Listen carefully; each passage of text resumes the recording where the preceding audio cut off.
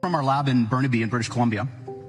From the outside, they look like giant black monoliths, big metal boxes, about 10 feet on a side, 12 feet tall.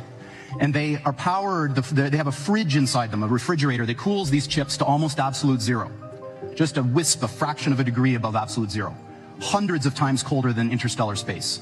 Amongst the coldest and most isolated and extreme conditions that humans have ever been able to engineer. These fridges, interestingly enough, which are called pulse tube dilution refrigerators, have a thing called a pulse tube, which emits a sound roughly once per second, which sounds eerily like a heartbeat. So if you have the opportunity to stand next to one of these machines, it is an awe-inspiring thing, at least for me.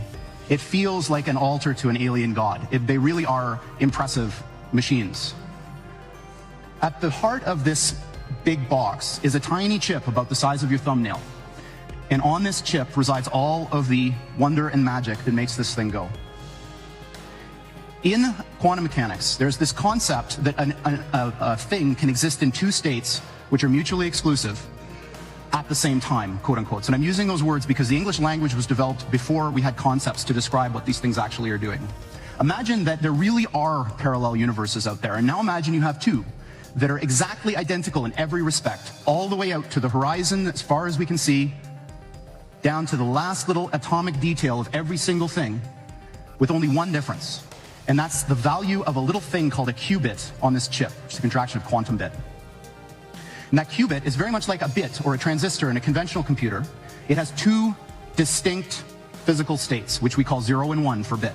In a conventional computer, these are mutually exclusive. That device is either one or the other, and never anything else.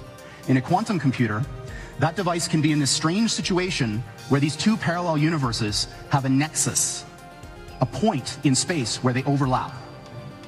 And when you increase the number of these devices, every time you add one of these qubits, you double the number of these parallel universes that you have access to. Until such time when you get to a chip like this, which is about 500 of these bits, you have something like 2 to the 500th power of these guys living in that chip. So the way I think about it is that the shadows of these parallel worlds